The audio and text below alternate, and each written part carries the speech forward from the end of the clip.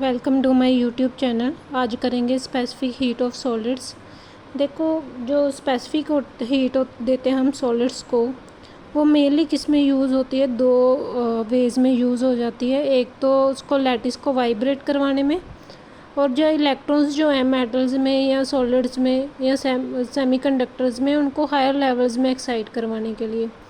अब देखेंगे specific heat क्या होता है, उसकी डेफिनेशन क्या होती है। स्पेसिफिक हीट ऑफ जो सॉलिड्स हैं वो एक तरह का मेजरमेंट है कितने डिग्रीज ऑफ फ्रीडम प्रेजेंट है। ठीक है, सो स्पेसिफिक हीट क्या होता है कि एक यूनिट मास सब्सटेंस है वो कितनी हीट ऑब्जर्व करता है, और उसका जो टेम्परेचर है वो जब 1 डिग्री से राइज कर जाता है, उस हीट को क्या कहते हैं? Specific heat. आप सभी ने पढ़ा है स्पेसिफिक हीट जो लेते हैं हम एक कांस्टेंट वॉल्यूम पे लेते हैं या कांस्टेंट प्रेशर पे लेते हैं। बट सॉलिड्स में ज़्यादातर हम प्रेशर की बात नहीं करते, तो specific heat at constant volume को कंसीडर करते हैं। ठीक है, और स्पेसिफिक हीट की डेफिनेशन मैंने यहाँ पे लिखी है, देखो। Specific heat of a substance is defined as the heat energy observed by unit mass of the substance to raise its temperature by 1 degree. जब हम क्या करते हैं, सब्सटेंस को हीट एनर्जी देते हैं, ठीक है, unit mass substance, unit mass मतलब जिसका मास 1 ग्राम हो या 1 किलोग्राम हो, और जब हम उसको हीट देते हैं उसका टेम्परेचर 1 डिग्री राइज कर जाता है, उस हीट को क्या कह देते हैं? Specific heat. अब देखो, स्पेसिफिक हीट जब देते हैं या तो हम वॉल्यूम कांस्टेंट रखते हैं या टेम्परेचर प्रेशर। बट सॉलिड के केस में ज़्यादातर क्या करते हैं, हम specific heat at constant volume को देखते हैं। अब specific heat at constant volume को CV से रिप्रेजेंट करते हैं। V जो है वो देखो यहाँ पे लिखा हुआ है स्मॉल लेटर में, ठीक है, C के नीचे। ये क्या रिप्रेजेंट करता है कि जो स्पेसिफिक हीट देख रहे हैं वो किस पे देख रहे हैं? कांस्टेंट वॉल्यूम के। अब देखो, इसका फॉर्मूला होता है करली Q बाई करली T एट कांस्टेंट वॉल्यूम। अब आपको थर्मोडायनेमिक्स का फर्स्ट लॉ पता है, करली Q किसकी इक्वल होता है? करली E प्लस P करली V के। ठीक है, अब देखो जो ये है वॉल्यूम तो कांस्टेंट है, सो चेंज इन वॉल्यूम क्या आ जाएगा? 0। सो यहाँ पे CV क्या आ जाएगा? Curl E by curl T at constant volume. अब जो एनर्जी सॉलिड्स को देते हैं वो दो टाइप्स में यूज़ हो जाती है वो एनर्जी। एक तो उनके लैटिस को वाइब्रेट करवाने में, ठीक है, जो लैटिस है उनका वो क्या करता है? वाइब्रेट करता है। या फिर जो फ्री इलेक्ट्रॉन्स होते हैं मेटल में या सेमीकंडक्टर्स में, वो क्या करते हैं? उस एनर्जी को ऑब्जर्व करके हायर एक्साइटेड लेवल्स में चले जाते हैं। ठीक है, तो स्पेसिफिक हीट सॉलिड में जो होती है उसमें किस किस के कारण होती है? एक तो जो लैटिस है वो वाइब्रेट करते हैं, और जो हमारे पास इलेक्ट्रॉन्स हैं वो क्या करते हैं? एक्साइट कर जाते हैं हायर लेवल्स में।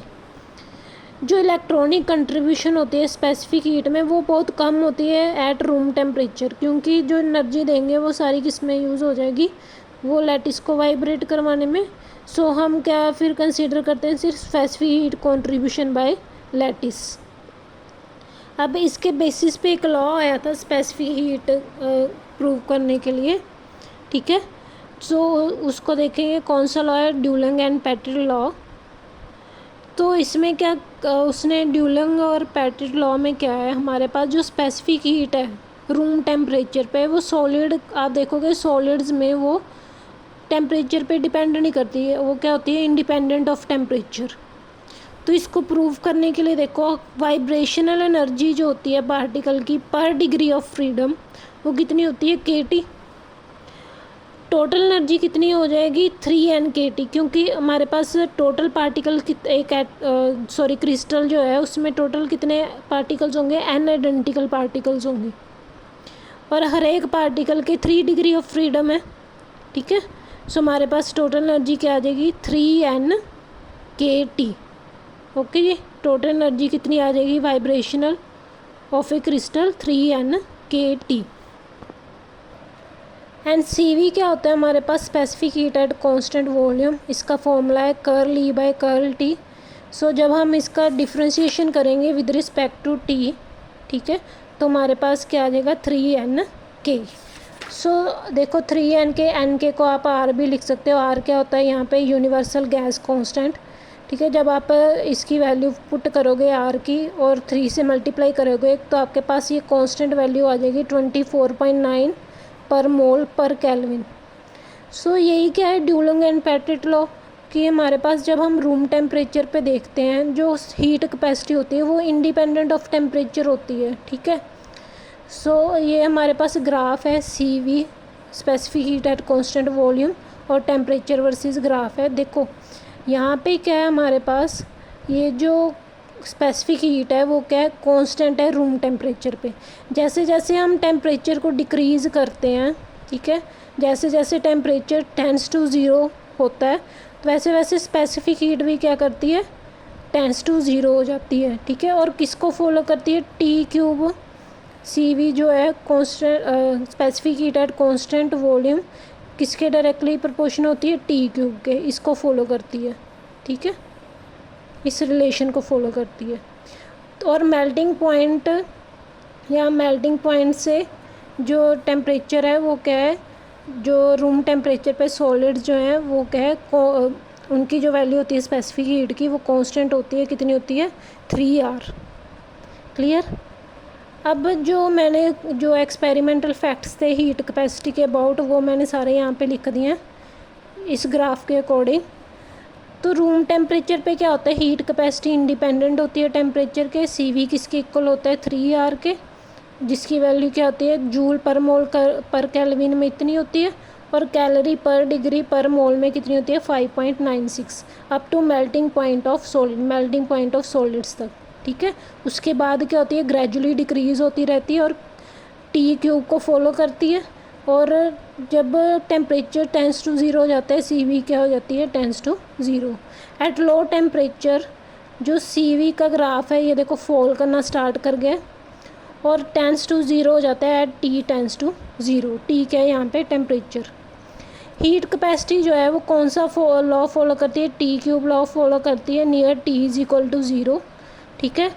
सी वी जो होती है देखो वो टी क्यूब लॉ को फॉलो करती है, डायरेक्टली प्रोपोर्शन होती है टी क्यूब के। प्रोपोर्शनैलिटी का साइन हटाएंगे तो कोई कांस्टेंट हो जाएगा इन केस ऑफ इंसुलेटर्स और मेटल्स के केस में किसकी इक्वल होती है टी के। अब हमारे पास क्या होते हैं एक मैग्नेटिक सॉलिड्स होते हैं। मैग्नेटिक सॉलिड्स जो हैं वो बहुत लार्ज कॉन्ट्रीब्यूशंस देते हैं हीट कैपेसिटी में। ठीक है, ओवर द टेम्परेचर रेंज,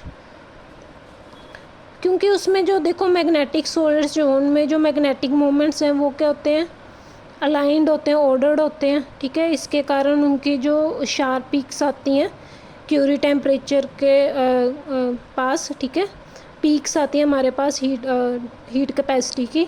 सो ये क्या पैदा करती है नॉर्मलीज पैदा करती हैं हीट कैपेसिटी कर्व में और हमारे पास पीक आती है near Curie temperature for ferromagnetic materials. क्योंकि उनकी हीट कैपेसिटी क्यों इंक्रीज़ कर जाती है क्योंकि जो मैग्नेटिक मोमेंट्स हैं वो क्या होते हैं अलाइंड होते हैं over the temperature range. Okay, देखो इसको प्रूव करने के लिए जो हमने ये पॉइंट्स किए हैं कि जो स्पेसिफिक हीट होती है सॉलिड्स के लिए रूम टेम्परेचर पे वो इंडिपेंडेंट होती है। ठीक है, टेम्परेचर के इंडिपेंडेंट होती है। और सेकंड क्या किया था कि लो टेम्परेचर पे जो मेटल्स की हीट कैपेसिटी है वो टी क्यूब को फॉलो करती है। C V is directly proportional to T cube. अब इसको प्रूफ करने के लिए हमारे पास दो थ्योरीज आई थी। एक थी classical theory of specific heat capacity due to vibrating lattice, जिसको classical theory of Dulong and Petit law भी कह देते हैं। सेकंड हमारे पास थ्योरी आई थी quantum theory of specific heat capacity, इसको आइंस्टाइन थ्योरी भी कह देते हैं। आइंस्टाइन ने दी थी ये थ्योरी और ये इसको quantum theory of Dulong and Petit law भी कह देते हैं। बट ये दोनों थ्योरीज बाद में आप देखोगे कि दोनों ही थ्योरीज फेल हो गई थी।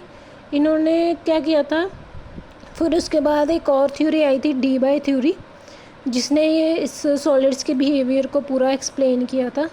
तो हमारे पास ये दोनों थ्योरीज ये तो हमारे पास ये प्रूव करती है सिर्फ हमारे पास रूम टेम्परेचर पे जो हमारे पास क्लासिकल थ्योरी है।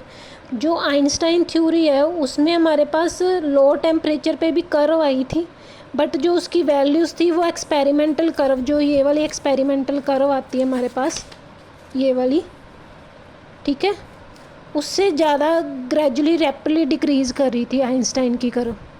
तो वो भी फेल हो गई थी बाद में। फिर उसके बाद कौन सी आई थी, डी-बाई थ्योरी आई थी, जिसने प्रॉपरली एक्सप्लेन किया था सारा कुछ। सो वो हम नेक्स्ट वीडियो में करेंगे। Thank you for watching my video.